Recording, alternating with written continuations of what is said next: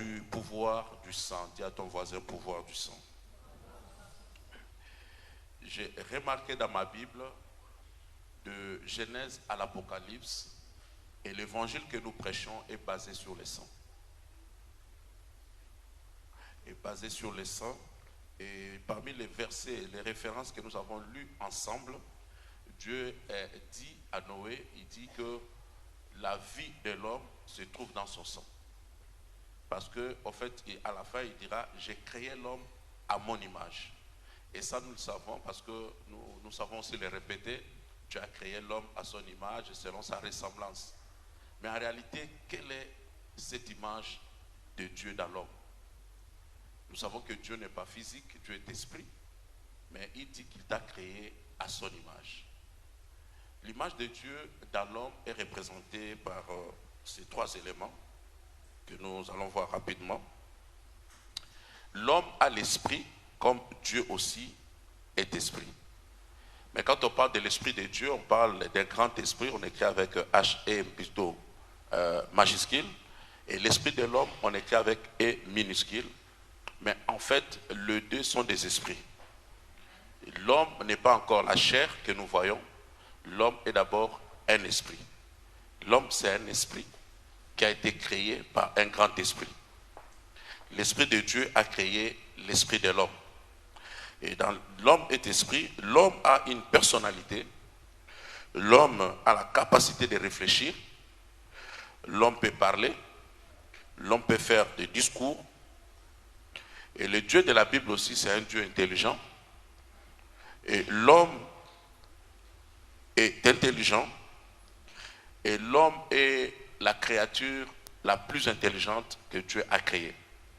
La Bible dira dans le livre des Psaumes qu'il a créé l'homme de peu inférieur à lui. Et cet homme aussi peut créer. L'homme que Dieu a créé peut aussi créer.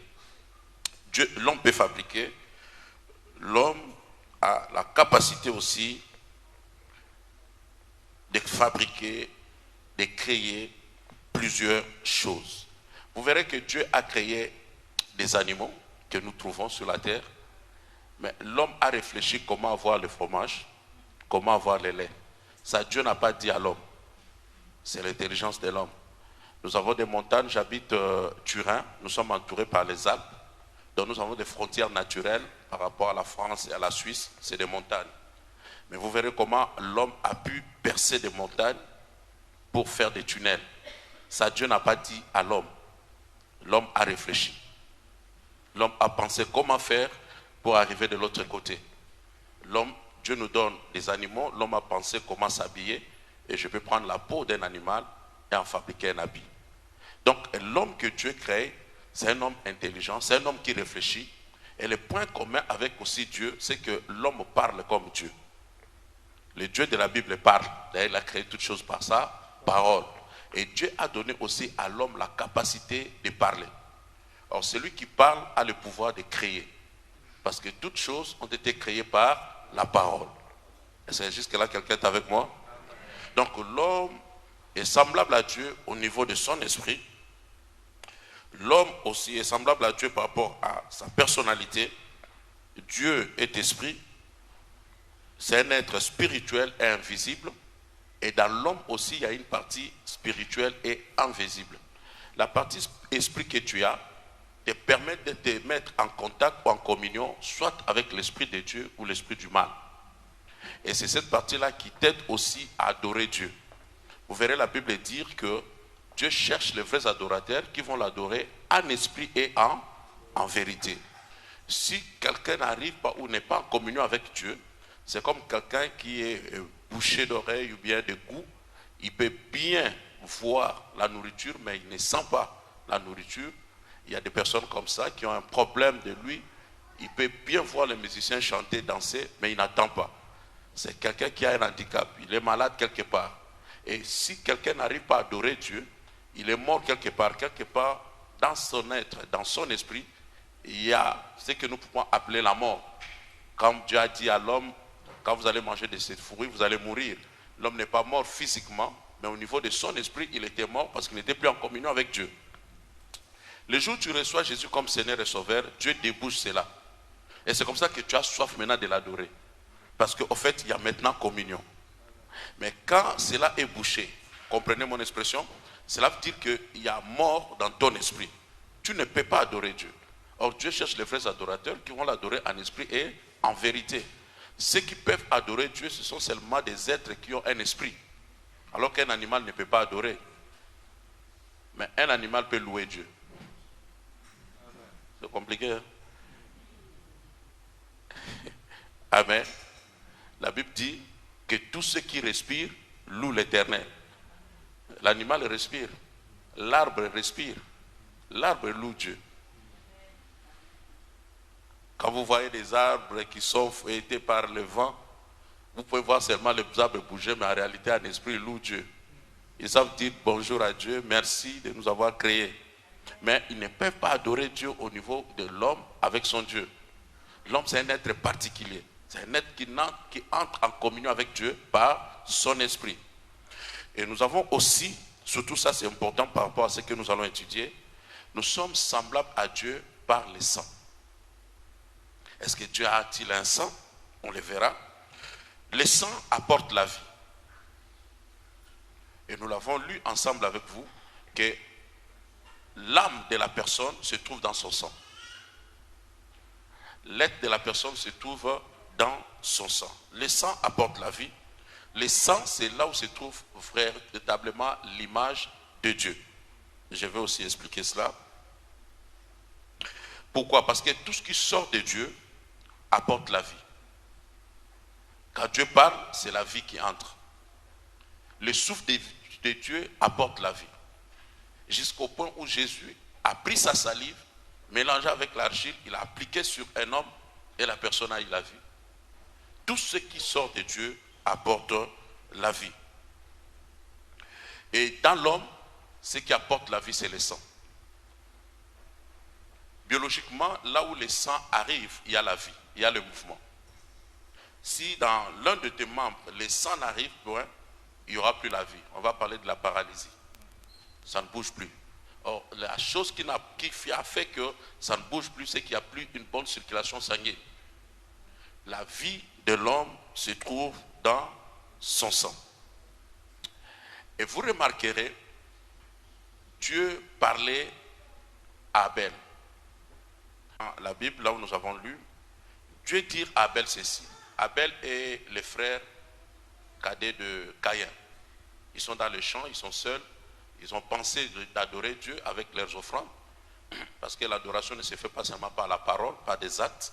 Okay? Pour la première fois que la Bible va utiliser le mot adoration, c'était Abraham qui dit qu'il va prendre l'enfant et les deux ils vont aller adorer.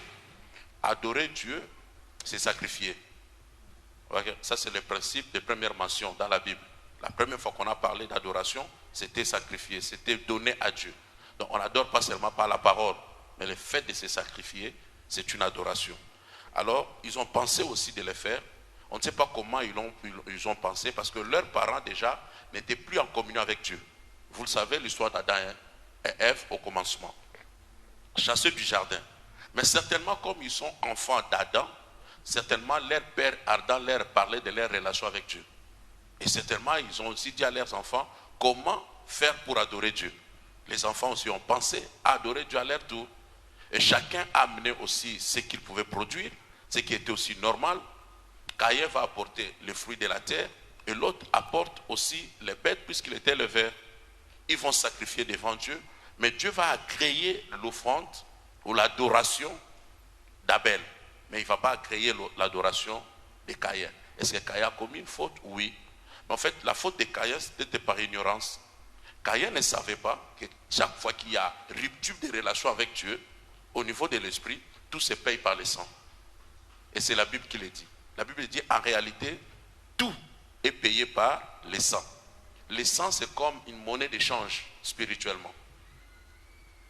Alors, lui, il a commencé par le fruit de la terre. Comme le sang n'a pas coulé, Dieu n'a pas agréé. Et comme le sang, je voudrais vous expliquer pourquoi il fallait seulement le sang. Comme le sang n'a pas coulé, Dieu n'a pas agréé. Et l'autre fait couler le sang, Dieu agrée. Parce que le sang représente une vie. En réalité, celui qui a péché, la Bible dit le salaire du péché, c'est la mort. Celui qui a péché méritait la mort. Ok? Mais au lieu que Abel vienne s'adonner lui-même pour mourir, il donne un animal. Il donne une autre vie. Et Dieu a agréé cela. Tandis que l'autre n'a pas remplacé sa vie par une autre vie. Et à cela, quand Dieu agrée l'offrande d'Abel, Caïn devient jaloux. C'est là où le péché va commencer à se développer dans son cœur. Mais malgré sa jalousie, Dieu viendra lui dire, il ne faut pas rester dans cet état. Mais il a insisté, il a fait le choix de rester jaloux de son frère jusqu'à ce qu'il a porté sa main et tué son frère. Il tue son frère et Dieu intervient.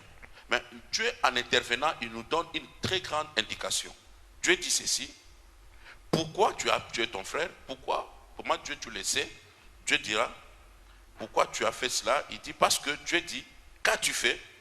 Parce que la voix du sang de ton frère, dis avec moi, la voix du sang.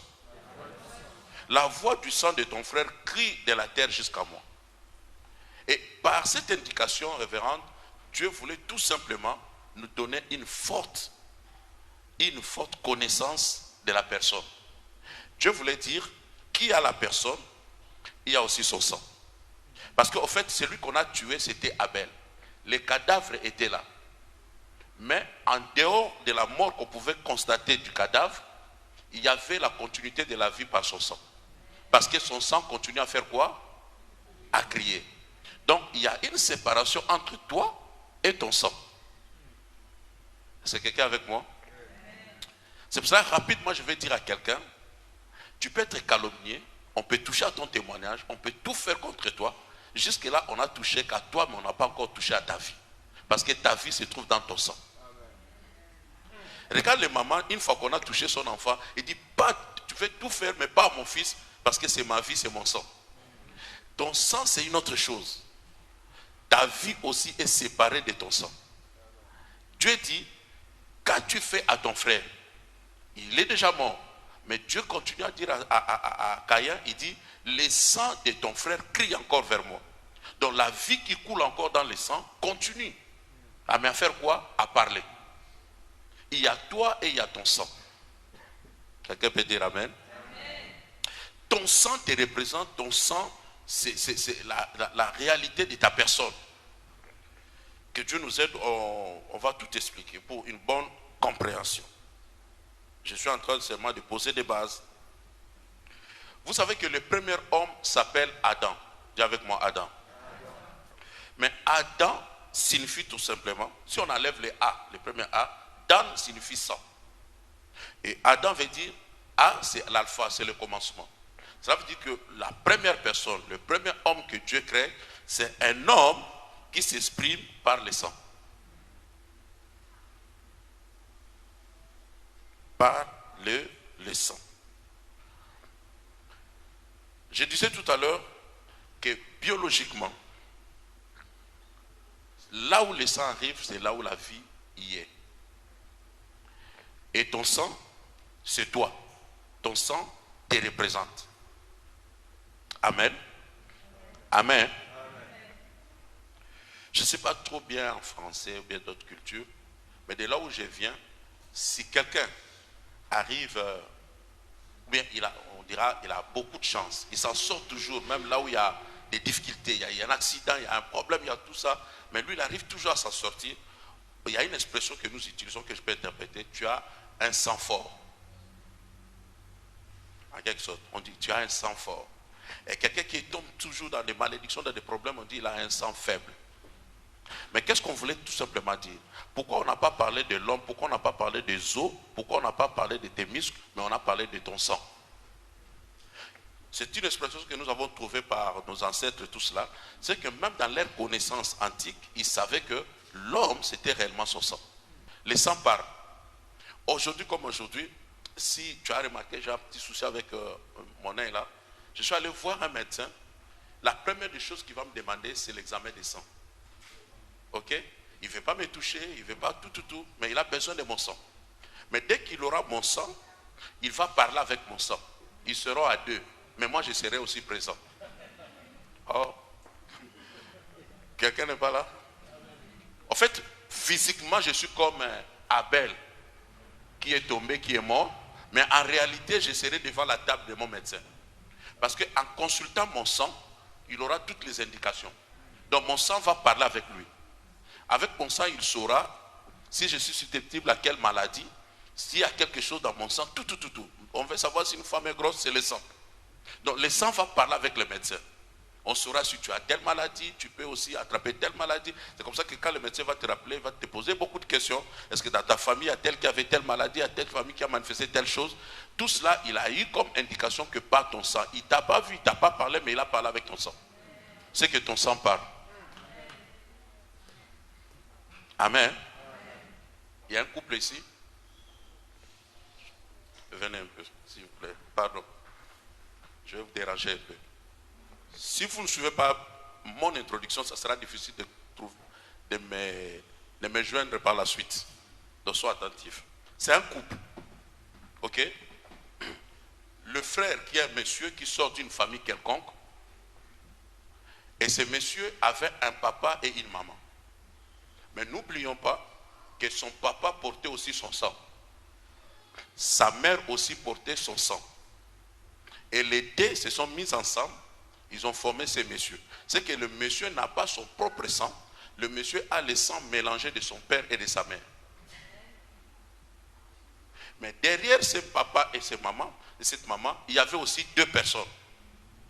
Et ces deux personnes qu'on ne connaît pas jusqu'au patriarche, celui qui a commencé la famille, il portait aussi un sang. Et chaque fois qu'il y a transmission de sang, c'est monsieur qu'on le veuille ou non, on l'amène dans un laboratoire, on trouvera le sang de son père ou de sa mère. Amen. Or, la vie se trouve dans le sang. Ça, il ne faut pas oublier. C'est comme cela que s'il développe une quelconque maladie, on ira chercher si dans son arrière-plan, il y avait quelqu'un aussi qui avait cette maladie. C'est qu'en réalité, la vie qu'il mène, lui, n'est réellement pas sa vie. Parce qu'il y a la vie de quelqu'un qu'il porte encore. Nous n'oublions pas, la femme aussi vient de quelque part. Il avait un papa et une maman. Il y avait aussi un mélange de sang. Ces deux personnes vont se mettre ensemble. Ils vont aussi se mélanger à leur tour pour produire des enfants qui auront le sang, non seulement de leurs deux, mais le sang mélangé qui vient de quelque part. C'est pour cela qu'un mariage, ce n'est pas une question de chair. Un mariage, c'est au-delà. Vous comprenez ça? Parce que les enfants que vous allez produire, ils sont des mélanges de sang. Toujours de là où je sors. Si un fils vient et il dit à son père, voilà, j'ai trouvé une fiancée, la première des questions du papa, il est de quelle famille? Il va retrouver la fille par la famille. S'il ne retrouve pas par la famille, de quel village? Parce qu'ils connaissent des histoires de villages, ils connaissent des histoires, comment cela a été, ils ont commencé. Tout ça, ça fait qu'il saura quel genre de sang porte la femme que tu vas amener dans la famille. Est-ce que quelqu'un est là? Amen. Son sang, le sang de sa femme, vont produire un autre sang qui sera le sang de leurs enfants. Et c'est comme cela que quelqu'un peut mener une vie sur la terre, mais en réalité, ce n'est pas ta vie. C'est la vie de quelqu'un d'autre, parce que la vie se trouve dans le sang. On va aller dans le laboratoire, on trouvera le sang de ton père et de sa mère. Et vous verrez, j'ai parlé des probabilités de développer des maladies, mais en dehors de cela, des probabilités aussi de développer certaines malédictions, parce que ça coulait dans le sang de tes parents. J'étais quelque part dans un pays africain, pour ne pas citer la ville. Il y a un homme qui m'avait dit que nous, on a l'argent dans la jeunesse, mais on ne traverse jamais 50 ans. C'était une malédiction. Et c'était sorti de deux villages. Deux villages se sont mis d'accord d'avoir un fétiche pour avoir beaucoup d'argent. Et le premier village a commencé à exploiter ces fétiches. Ils ont eu l'argent. Quand il fallait maintenant faire passer le fétiche dans l'autre village, le premier village a bloqué le fétiche. Alors le premier village a maudit l'autre village en disant, vous aurez l'argent parce que vous êtes resté avec le fétiche qui produit l'argent, mais vous ne dépasserez jamais 50 ans. Et il y avait ce père, arrière-grands-parents qui avaient beaucoup d'argent mais qui mouraient trop jeunes. Et jusqu'à ce que ce jour-là, il m'a croisé en pleine prédication et à la fin, il est venu me trouver pour me dire, moi aussi bientôt j'aurai 50 ans. Qu'est-ce qu'il faut faire? Donc il y a des choses dans la vie, tu peux avancer, tu peux t'appeler aussi chrétien. Mais ça te rattrape. C'est parce que ce sont des choses qui se retrouvent dans ton sang. Alléluia. Il savait aussi qu'il allait arriver à 50 ans. Et qu'est-ce qui devait lui arriver? Parce qu'il y avait quelque chose. Il y avait une loi établie par rapport à leur famille. Il y a des personnes qui prient, qui sont avec toi, qui parlent la langue, mais vous verrez qu'ils manifestent toujours des choses qui sont liées à leur maman. Il dit, ça c'était la vie de ma mère. J'ai une soeur à l'église qui a connu des divorces, mais quand tu lui parles, il dit, c'est un problème de ma famille. Tu vois ça c'est un problème du sang. Les sangs réclament, les sangs crient, les sangs parlent. Or, nous sommes devenus chrétiens pour changer cette histoire. Ah, ton amen est faible. Ouais. On n'accepte pas Jésus pour continuer à reproduire la vie de ta mère ou de ton père. On accepte Jésus pour entrer dans sa destinée. Or, pour entrer dans sa destinée, il faut qu'un travail soit fait au niveau de ton sang. À la fin de ce séminaire, tu iras au laboratoire, on trouvera le même sang de ton père ou de ta mère, mais tu ne manifesteras plus la malédiction de ton père et de ta mère. Donc si j'étais à ta place, j'allais dire amen bien. On s'ouvre, on comprendra que tu es une autre personne. Tu es dans la même famille, les mêmes traits physiques, on peut trouver le même sang, mais tu ne reproduis plus les choses de son sang là. Et là je parle de David. David, un jeune garçon, il affronte un géant Goliath. Quand il est venu au champ, le roi a posé la question de qui il est fils. On a présenté David. Mais quand David maintenant se met dans la position de combattre Goliath, et le roi se lève encore pour poser la même question, cet enfant, il sort d'où? C'est qui est son père? Et là, le chef de l'armée, Joab, ne veut plus répondre. Il dit, mon Seigneur, je ne sais rien. Parce qu'il a compris que ce n'est pas la même question. Maintenant, il est entré dans le domaine spirituel. Il posait cette question pour dire, j'ai ces frères ici, qui échouent, qui tremblent comme tout le monde. Comment ces jeunes ne tremblent pas? Il ne manifeste pas le sang de sa famille. De quel sang il porte? Oh mon Dieu. Mon Dieu. D'ici dimanche, quelqu'un va quitter le sang de malédiction de sa famille pour rentrer dans le sang béni de Jésus. Et tu verras la différence entre vivre avec le sang de Christ et vivre avec le sang de sa famille. Tu vois un peu ce que je voulais montrer ici? C'est que nous tous là, nous portons des sangs qui ne viennent pas de nous. La Bible dit, ce n'est pas la branche qui porte la racine, mais c'est la racine qui porte les branches. Tu es sorti de quelque part, tu ne peux pas nier cela. Mais de là où tu es sorti, s'il faut très bien lire, tu verras qu'il y a une histoire. Même dans des sociétés d'assurance, imagine, on veut te faire un contrat d'assurance, on te pose des questions. Si ton père, ta mère, tout ça, développé telle maladie, sont morts à quel âge, tout ça, parce qu'ils ne veulent pas que dès que tu vas signer, après tu vas mourir et puis ils vont dépasser pour rien. Parce que, pourquoi ils disent ça? Parce qu'ils savent qu'il y a quelque chose que tu portes qui va te suivre et qui est lié à tes parents.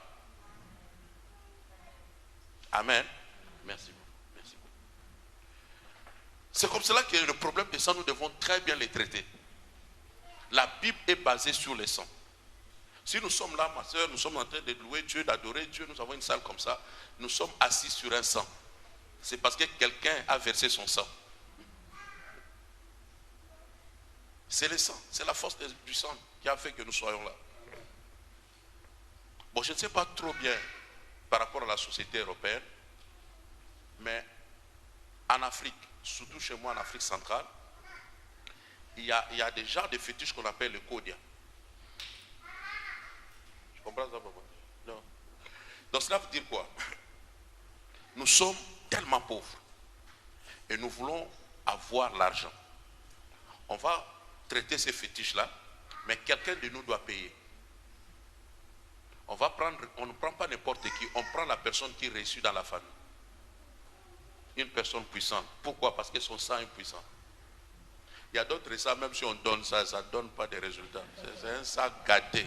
C'est un sang qui n'a pas de pouvoir. mais les sangs puissants, c'est ce qu'on va chercher. Soit celui qui réussit dans la famille, qui a fait plus d'études, ou bien qui perce dans les finances, c'est celui-là qu'on va sacrifier. Et quand on sacrifie une telle personne, ça reproduit l'argent dans la famille. Et ces fétiches-là, on les garde. On donne à une seule personne. Et la personne qui garde ces fétiches-là, c'est lui qui gère toute la famille. Il a l'argent pour payer les études. Tous les besoins, ça centre vers la personne. À sa mort, il doit les transmettre à une autre personne. Et c'est comme ça que vous allez garder ces fétiches de génération en génération. Mais chaque année, ça demande une personne. Donc vous devez sacrifier une personne. C'est des réalités. C'est des réalités, ça fonctionne comme ça. Mais ça peut choquer quelqu'un. Mais je vais vous ramener ça dans l'esprit. Maman, est-ce que vous savez que nous tous on échoué? Il fallait le sang de quelqu'un pour réussir. C'est un principe spirituel. On va rentrer dans la Bible, tu vas comprendre ça. Quand on fait ça, il faut être prudent. Parce que ça demande chaque année. Dans la même famille. Et la personne qui garde ça, c'est la personne qui règne. Qui a beaucoup d'argent, qui a tout. Et ça passe de génération en génération. Mais le danger, c'est que c'est basé sur un sang. Or, comme c'est basé sur un sang, on demande chaque année à redonner du sang. Ce qui n'est plus le cas avec nous et le contrat que nous avons avec Dieu. Parce que le sang de Jésus suffisait une seule fois. On n'a plus besoin de sacrifier encore à cause d'un sang. Ok. Maintenant, quel est le rôle du sang par rapport à Dieu? Comment Dieu voit le sang? 4 raisons rapidement. Et puis avant cela, je vais vous donner des types de sang que nous pouvons avoir. Il y en a beaucoup. Mais je donne quelques sangs. Il y a ce qu'on appelle le sang du juste. Dis avec moi le sang du juste. Une fois qu'il est temps, vous faites Seigneur. Le sang du juste, c'est comme le sang d'Abel. Abel est un juste. C'est lui qui n'a pas commis une faute. C'est lui qui n'est pas fautif. Mais on le tue injustement. Le sang qui coule là, c'est un sang du juste. Mais le problème avec le sang du juste, c'est que le sang du juste crie toujours. Mais le sang du juste crie toujours vengeance. Amen. Ça crie toujours vengeance. Je vais entrer en profondeur demain. Demain, je parlerai de ce type de sang-là et de leurs conséquences. Mais bref, moi, je vais expliquer quelque chose. Il y a beaucoup de décisions que nous avons prises dans l'ignorance. À cause de la crise, à cause des situations que l'on est en train de traverser. La maman est grosse, on dit non, on doit avorter parce que tout. Mais on ne sait pas qu'on fait couler un sang. Et c'est un sang innocent. Dans la Bible, tu verras que ce sang-là crie toujours. Et tu verras dans la vie, quelqu'un progresser, chercher du travail, chercher à aller de l'avant, mais il essaie d'aller parce qu'en fait, il y a un sang qui le réclame. Il y a beaucoup de personnes qui sont réclamées par des sangs innocents. Tu es un innocent, faire couler un sang innocent, c'est à peu près sorte de voler quelqu'un. Son argent, c'est son sang. Parce qu'en fait, la sueur, c'est le résultat de ton sang. Tu vois, quand nous donnons des dîmes, des offrandes à Dieu, nous faisons l'échange de notre vie avec la vie de Dieu. Je te donne ce que moi j'ai pu avoir par mon sang. Ok? Et Dieu aussi par son sang te donne ce que lui il est capable de te donner. On ne donne pas l'offrande par sentiment, on donne l'offrande par révélation. Quand nous venons ici à l'autel, c'est un mystère. Il y a un changement de vie. Je te donne ma vie, toi tu me donnes la tienne. Et moi ma vie c'est la vie des maladies, des malédictions. Et quand Dieu te donne sa vie, c'est la vie de la bénédiction. Et c'est aussi très dangereux de manger l'offrande si on n'a pas le droit à manger l'offrande. Parce que tu vas manger des problèmes des gens, des maladies des personnes. Et tu verras qu'il y aura des problèmes dans ta vie tout simplement parce que leur offrande représente leur sang. Si je suis... Est-ce que vous n'avez pas lu dans la Bible qu'il y a eu le serviteur d'Élisée, Géasi, qui a porté la lèpre parce qu'il a mangé une offrande qu'il ne pouvait pas manger. Mais non seulement Géasi est mort de la lèpre, mais toute sa descendance est devenue une malédiction. Tout ça parce qu'on a touché au sang de quelqu'un. Tu as volé quelqu'un, injustement, cette personne-là pleure. C'est son sang, c'est sa sueur. Il n'a pas bénéficié de son argent, c'est quelqu'un d'autre qui en profite. Sache-le très bien que tu as fait entrer une malédiction dans ta famille. Donc le problème des sangs de juste, que tu montes ou tu descends, tu peux changer de continent, le sang de juste va continuer à crier sur ta vie. Spirituellement, physiquement, on ne le voit pas, on ne le sent pas. Tu vas continuer, tu vas essayer d'aller de l'avant, mais tu sauras qu'il y a une force qui te tire vers l'arrière, parce qu'en fait, il y a un sang innocent qui continuera à crier. La Bible dit, le sang de ton frère crie vers moi, mais le sang d'Abel crie quoi? Crie toujours vengeance. Aussi longtemps que ce sang ne sera pas vengé, toi dans ta vie, tu ne verras jamais clair. C'est ça le problème avec le juste. Ne touche jamais un juste, ne combat jamais un juste, ne cherche jamais à faire pleurer un juste. Si au moins il a un problème avec toi. D'ailleurs, la Bible dit, la malédiction sans cause n'a pas d'effet. Avant que la malédiction se touche, il faut qu'il y ait effet. S'il n'y a pas de fait, mon frère n'a m'a rien fait, je ne peux pas toucher à sa vie, parce que là, je toucherai à un sang innocent. Et demain, j'entrerai en profondeur. Il y a les sangs innocents, mais le problème des sangs innocents, les sangs innocents créera toujours vengeance. À part les sangs innocents, nous avons les sangs des martyrs. Les sangs des martyrs sont des personnes qui meurent, qui acceptent la mort à cause d'un objectif, d'un idéal, d'une idéologie. Ok, même que ce soit politique. Mais il croit tellement à ça qu'il est prêt même à mourir pour cela. Mais les sangs des martyrs aussi, c'est les sangs des chrétiens. Tu sais qu'on nous a appelés chrétiens par des païens. Les chrétiens n'est pas un nom que Dieu a donné aux enfants de Dieu. Jésus nous appelait les disciples. Mais c'est des païens qui nous ont observés et ils ont dit qu'ils sont comme Christ. On nous a appelés des chrétiens. C'est comme cela qu'on appelle aussi des protestants. Ok? Et moi, j'aime pas trop parce que si tu es protestant, tu continueras à protester. Et ça te créera des problèmes de protestation contre protestation. Ça continuera à protestation. Tes enfants aussi vont protester. Donc, en fait, les protestants n'ont jamais dit un jour que nous nous appelons protestants. C'est des catholiques qui ont appelé ces gens-là qui sont des protestants. Et ils ont accepté cela. On a écrit l'église protestante. Donc c'est l'église qui proteste. Bon, c'est pas ça notre sujet. Non, voilà. On nous a appelés des chrétiens. Mais réellement, Dieu nous appelait enfants de Dieu. Dieu nous appelait les disciples. Ok? Mais Jésus a dit, vous recevrez le Saint-Esprit et vous serez mes témoins. Témoin, en grec, premièrement, témoin, maman, signifie mes martyrs. Donc, on ne peut jamais devenir témoin si on n'est pas prêt à mourir pour Christ. C'est pour ça que quelqu'un qui accepte l'évangile, à l'époque surtout, si tu es baptisé, c'est que tu es prêt à mourir pour Christ. Parce que c'était la persécution qui poursuit. Donc, c'est pour cela que le baptême, c'était un signe pour dire devant tout le monde que je suis prêt à mourir pour Christ. Tous les apôtres, presque tous à part Jean, sont morts martyrs. Et ils en étaient fiers. Quand vous arrivez à Rome, il y a ce qu'on appelle Colosseo.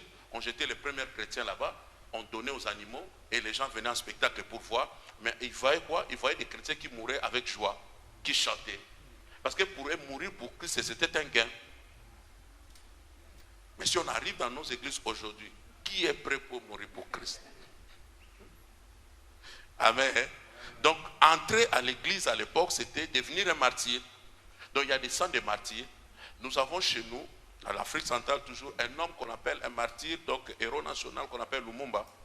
Cet homme-là, il est mort pour le Congo, on dit comme ça. Ok? Bien qu'il fouillait puis il est rentré pour chercher sa femme, mais ça fait partie du Congo. Alors ça fait que, bien qu'il est mort pour ça, il est martyr. Et les sangs des martyrs, c'est comme les sangs de Jésus. Ça continue à crier de génération en génération. Cet homme-là, on l'a tué en Afrique centrale, dans la forêt. Mais il y a des universités en Russie qui ont le nom de Lumumba. Il y a des grandes avenues en Berlin qui ont le nom de Lumumba. Il y a des statues et des avenues en Belgique qui ont le nom de Lumumba. Donc un martyr continuera à crier. Vous aurez toujours son nom, de génération en génération.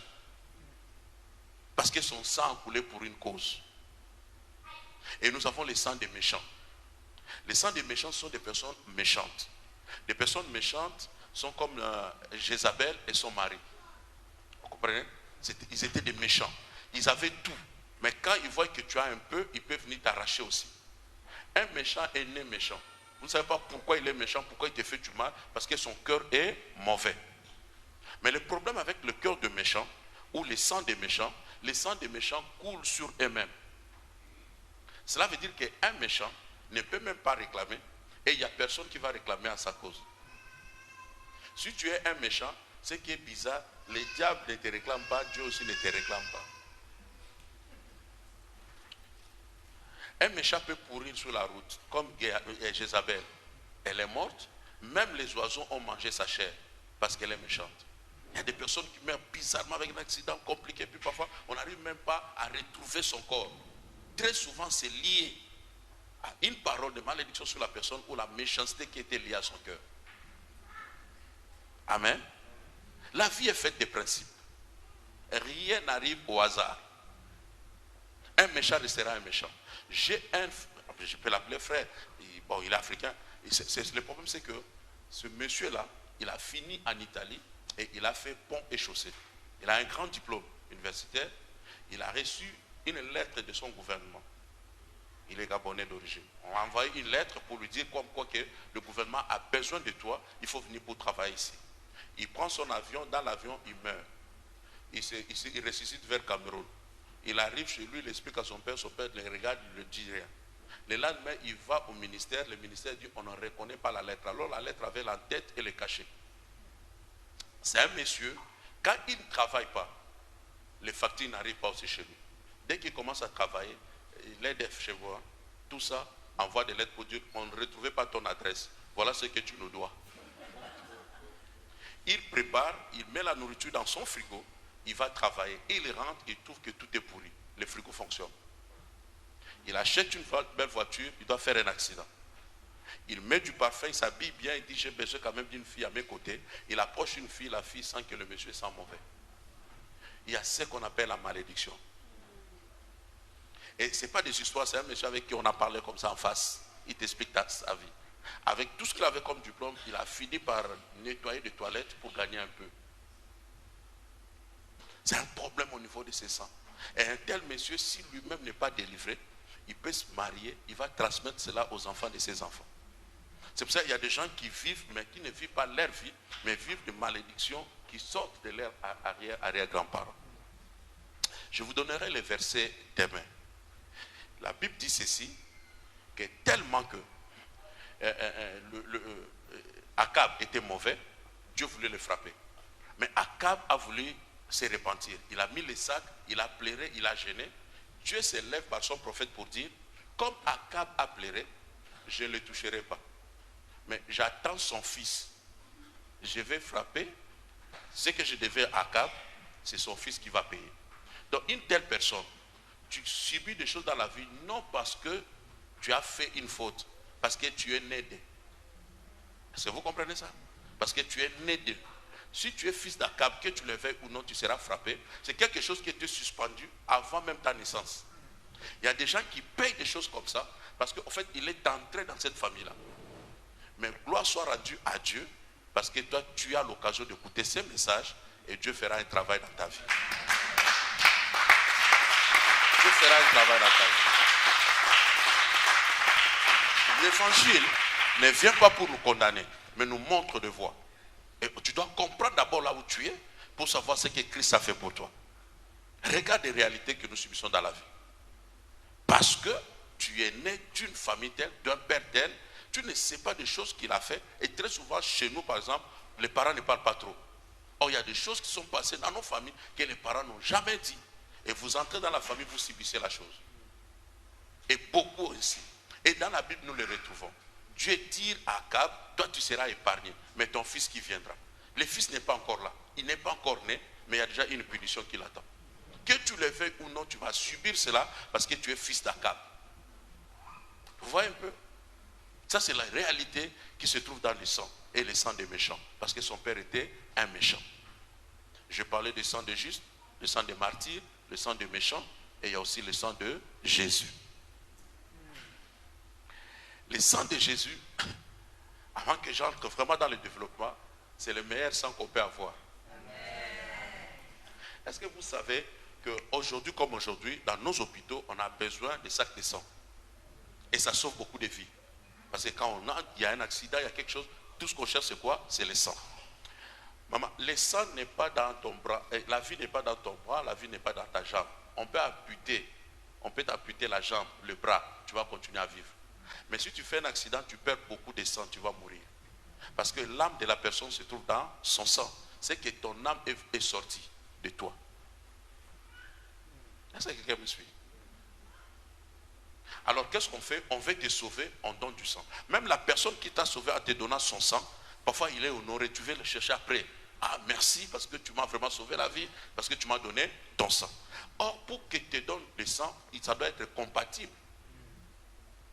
Parfois on a trouvé du sang, mais ce n'est pas compatible. On cherche encore. Et la personne peut mourir parce qu'on n'a pas trouvé le sang juste. Mais le sang que je vais te parler tout à l'heure, c'est un sang compatible à tout groupe. Ah, tu ne m'as pas bien écouté ici. Quel que soit ton cas, quelle que soit la famille, quel que soit le groupe que tu portes, O+, A+, tout ça, mais le sang de Jésus est compatible à tous les sangs. Quand le sang de Jésus arrive, ça ne peut pas manquer, tu auras la vie. Qu'est-ce qui est différent? Dieu va dire qu'on va commencer à donner le sang à la place d'un homme. Je vais donner aussi les raisons du sang. J'ai commencé à toucher, je continuerai. Mais le sang de Jésus est important, pourquoi? Parce que ce n'est pas le sang d'un mélange quelconque. Ce n'est pas le sang qui sort de Joseph et de Marie. C'est le sang de Dieu. C'est que réellement, Dieu aussi a son sang. Le sang de Jésus n'est pas un sang de mélange. Ok? Il n'y a pas eu contact. Et beaucoup, nous autres aussi, par rapport aux études, on a commencé à discuter, mais la science actuelle, la technologie actuelle, la médecine actuelle nous parle d'une maman porteuse. Tu peux porter un bébé qui n'est pas le tien et qui ne porte pas ton sang. C'est ce que Marie a fait. Et je pense que c'est par Marie que les médecins sont inspirés. Rien à voir, tu n'es que porteuse, comme Jésus. Mais le sang que Jésus porte, ce n'est pas ton sang. Parce que si Jésus avait un sang de mélange, il n'allait pas réussir sa vie. Parce que le sang que nous portons a tendance vers le péché. Jésus, c'est celui-là qu'une femme peut se mettre à ses pieds. Jésus est très à l'aise. Nous, on peut avoir l'onction de la tête au pan des pieds, mais on doit prendre des précautions. Et la Bible dit fouiller. Bon, quelqu'un ne m'a pas bien écouté ici. J'expliquais que nous, on a des sangs, mais qui ont tendance, parce que le sang de l'homme a tendance à pécher. Parce que le premier Adam a péché, et il y a eu transmission de génération en génération. Mais le sang que Jésus porte, c'est pour cela qu'il est appelé le second Adam. Le premier Adam était tiré de la terre, le second est tiré du ciel. Donc il vient sans un mélange, et avec son sang, il va faire une opération pour nous sauver. Donc le sang de Jésus n'a pas de mélange, c'est un sang pur, c'est un sang de bonne qualité, c'est un sang qui peut nous sauver de tout cas. Le sang de Jésus est différent. Je disais que dans l'ancienne alliance, c'est Dieu qui a institué comme quoi que si quelqu'un péchait, il devait mourir. Mais si, comme tellement que Dieu t'aime, Dieu nous donne encore une solution. Il dit, tu peux apporter un animal. Or, l'animal te représente. L'animal, c'est ta vie. Qu'est-ce qui s'est passé? L'homme mettait sa main sur la tête de l'animal et déclarait ses péchés. On tuait, on égorgeait l'animal, le sang coulait et l'homme était quitte. C'est comme si c'est son sang qui vient de couler. Mais si on continuait cette histoire jusqu'à présent, bien aimé dans le Seigneur, beaucoup ne seraient pas sauvés. Parce que je me suis renseigné dernièrement, un bœuf coûte 1400 €. Imagine que tu as des enfants à la maison et les enfants d'aujourd'hui pêchent plus que les parents. Tu vas payer combien? Tu amèneras combien de bœufs ici? Tu vois, ça va te coûter tellement que... et puis à la longue, tu vas faire quoi? Tu sauves seulement toi et ta femme, les enfants, débrouillez-vous. Personne ne serait sauvé. Mais Dieu a dit cela, c'était l'époque de l'ancienne alliance. Tu apportes un animal, tu récites tes péchés, on tue l'animal, le sang coule et toi tu es libre. Ça s'est passé comme ça. Mais le problème avec ces sangs-là, tu dois les faire chaque fois. Parce que le sang d'un animal n'est pas comparable au sang d'un homme. Ce n'est pas au niveau de l'homme. L'homme est supérieur à l'animal. Tu dois payer à ton rang. Et c'est comme cela qu'un autre homme devait payer, et cet homme-là, c'est Jésus. Quand Jésus paye et que son sang est pur, on ne peut pas répéter cela parce qu'en fait, il a payé une fois pour toutes. Et il a payé pour des générations en génération. C'est ça la puissance du sang de Jésus. Tu ne peux plus refaire cette cérémonie aujourd'hui parce que tu crois en Jésus et Jésus a pris ta place. L'homme qui mourra, c'est celui-là qui a péché. Or, Jésus n'a pas péché. C'est toi qui as péché, c'est moi qui ai péché. Mais la Bible dit à la croix, Dieu l'a rendu péché. Parce qu'en fait, sans péché, il ne pouvait pas mourir. C'est l'âme qui pêche qui mourra. Jésus n'a pas péché. Alors, on a rendu Jésus péché à la croix. C'est pour cela que le Père lui a tourné le dos. Et pour la première fois, Jésus a crié, mon Dieu, pourquoi m'as-tu abandonné? Jésus l'appelait toujours Père. Mais ce jour-là, il l'appelait mon Dieu parce qu'il s'est identifié à l'homme. Et l'homme a besoin du salut, du sauveur de son Dieu.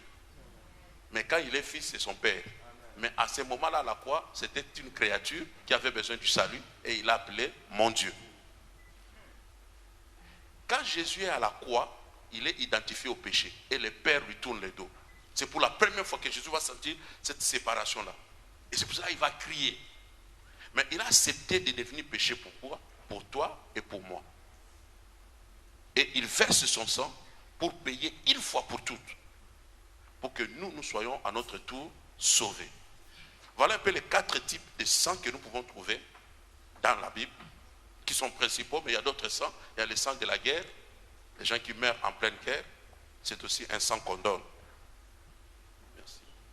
Okay. Amen. Ok. Les raisons que Dieu nous a donné le sang. D'abord, le sang porte la vie de l'homme. Donc, par conséquent, le sang représente réellement l'homme. Donc, partout où le sang passe, c'est la vie de l'homme. En fait, ton fils ne peut être que ton fils quand il porte ton sang. C'est pour ça qu'aujourd'hui même, il y a le problème de ADN. Parce qu'il porte ton sang, tu ne peux plus réclamer, c'est vraiment ton fils. Donc, partout où le sang arrive, ça te porte, ça te représente, c'est ton sang. Nos parents sont morts, mais ils sont encore représentés sur la terre par nous parce que nous portons leur sang. Donc, le sang porte la vie de l'homme partout. Ça représente l'homme, sa valeur, et le sang aussi représente l'homme dans la dimension spirituelle. Le corps représente l'homme dans la dimension physique. Mais le sang représente l'homme dans la dimension spirituelle. Dans le monde des esprits, on veut te faire du mal, tout cela, on aura besoin de ton sang. Même une goutte de sang seulement. Ça te représente dans le monde spirituel. Le sang te représente parce que partout ton sang arrive, c'est toi qui es arrivé. Le sang connaît le chemin de la terre vers Dieu. Parce que le sang d'Abel a crié de la terre. Mais ça poussait des cris et ça arrivait au trône de Dieu. Deuxième chose que j'allais dire, j'ai parlé du sang qui apporte la vie, des 4 types de sang que nous pouvons trouver aussi dans la Bible. Et j'ai dit aussi que c'est Dieu qui a institué ce que nous pouvons appeler le fait de remplacer la personne, la substitution dans la Bible. Toi, tu devais mourir, mais tu donnes un animal, l'animal meurt à ta place, toi, tu es quitte de tes péchés. Mais tu dois répéter cela chaque année. Ok? Et vous voyez, avec la réalité actuelle, c'est pratiquement impossible. Par l'amour de Dieu, Dieu l'a fait une fois pour toutes, par sa vie, par Jésus. Il s'est donné à notre place. Question aujourd'hui seulement de croire en Jésus, d'accepter ce qu'il a fait pour toi, et toi tu es quitte, toi tu es sauvé. Amen. On va respecter les temps. Demain, que Dieu nous fasse grâce. Je vais aller plus loin pour entrer vraiment dans la profondeur de ces messages, et si possible aussi prier pour quelques personnes et clôturer les dimanches. Que Dieu vous bénisse.